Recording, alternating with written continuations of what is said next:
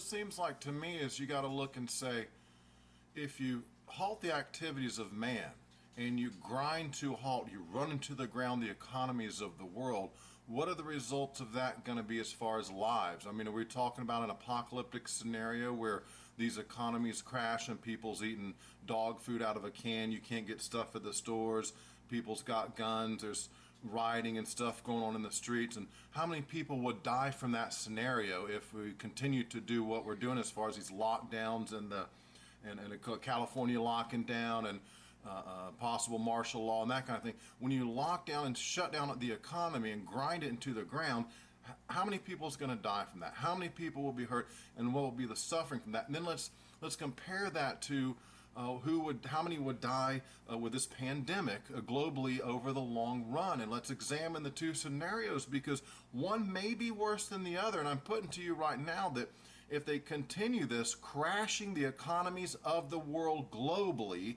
then more will suffer in the long run from that than would suffer if we just let the pandemic run its course. And I hate to sound callous, but I'm comparing two different scenarios. When I look at this and they say 10,000 die globally. How long has this thing been going on? 10,000 die globally.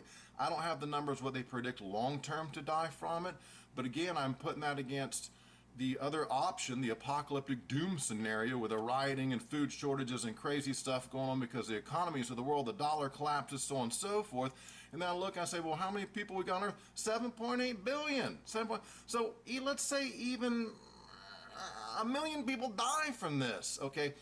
What would be worse than a million people dying from the pandemic? Well, crash in the world's economies. And what happens then when the militias come out and people's got guns and you can't get food on the shelves and a gallon of milk costs $100? And I mean, right? So I'm just saying, it seems like this response to a death toll now that the total, according to the Associated Press right here, is 10,000. How many months in are we on this thing? I know it still has yet to run its course, but if you lock down the economies and crash the economies, my point being, the end result of that could be, maybe I'm wrong, could be far worse than just letting the pandemic run its course. Apparently it's not that killer of a virus. I was reading things yesterday that SARS was even worse. And they didn't do this when SARS went around, so I could be wrong, but just putting some food for thought out there, folks. That's it. Patrick Penny here, over and out.